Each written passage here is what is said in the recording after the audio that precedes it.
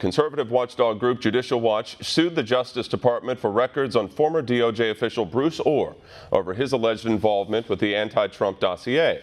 The group filed a lawsuit after the DOJ failed to respond to FOIA requests that it submitted last year as they look for more information about Ohr's connection to the firm Hussion GPS. With me now is Chris Farrell, the Director of Investigations and Research at Judicial Watch. And Chris, thanks for joining me.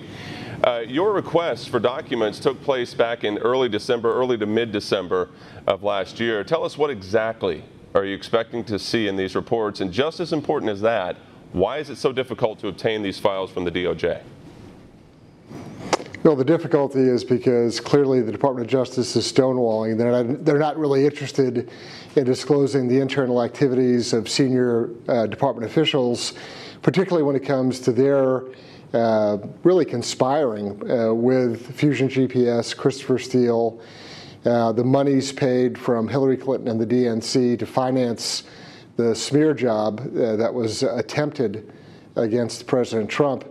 And then when you walk back the Steele information, you realize that it's really probably part of a larger Russian active measures campaign, an influence operation that the Clinton administration ended up paying for. So irony of ironies, if you're looking for a conspiracy with the Russian government, look no further than Hillary Clinton and the DNC. And what are you expecting to see, though, in your two requests? I mean, what would be the big find there? Sure. So Bruce Ohr, he's the subject, or his communications are the subject of this request that we've made. Bruce Ohr was the #4 official in the Department of Justice, obviously very senior. But interestingly, his wife, Nellie Ohr, was an employee of Hussion GPS. And they were the U.S. entity that was paid by the Clinton campaign to gin up this Russian dossier. The founder of which, or the investigator who originally put it together, was Christopher Steele, a former British intelligence officer. And so Ohr served as the conduit for all of the Steele dossier information back into the Department of Justice. So has anyone opened up to the Judicial Watch over this whole process about how this could not actually be a conflict of interest?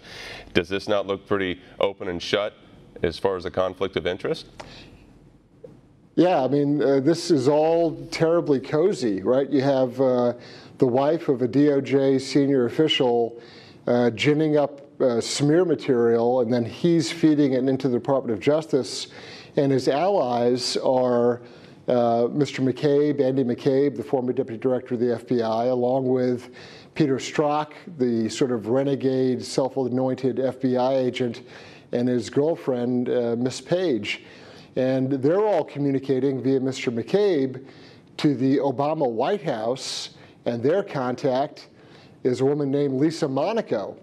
This is a pretty grim picture I'm painting for you, and it really requires an awful lot of attention because it appears to be a criminal conspiracy in an effort that ended up really financing Russian information operations funded by the DNC and Hillary Clinton. All right, and Chris, the buck stops at the top of the DOJ, at the top cop, as we say, with Jeff Sessions. The president tweeted out this morning that the White House is not chaotic. He says there's good energy in the West Wing, but yet there will be some changes made. You and I have talked about this before, so in your mind, does Jeff Sessions need to go? The short answer is yes. I think he's a very fine man personally, but I think that when it comes to his role as Attorney General, he's been neutralized, whether he's held captive by the swamp creatures or whether he feels that he's just encumbered and not able to act. The net result is the same. He's not doing the job that he should be doing. And while I'm personally sympathetic to him, the nation has larger problems that need to be addressed directly. And I think that President Trump deserves a new Attorney General.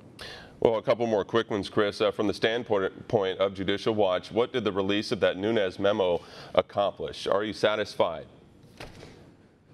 Yeah, I think the Nunes memo was fabulous. It was very insightful. There's lots of interesting information in there. And despite the hysterical claims of Adam Schiff, the Republic continues, right? If you'll remember, Adam Schiff was running up and down, waving his arms, saying that if that memo were ever released, the intelligence and law enforcement apparatus of the country would collapse, and that's clearly a lie. And his memo that he released, I guess a little over a week ago, just doesn't hold water. It's 10 pages to answer 3. And the number of holes in it, it's literally, not literally, but it's figuratively Swiss cheese.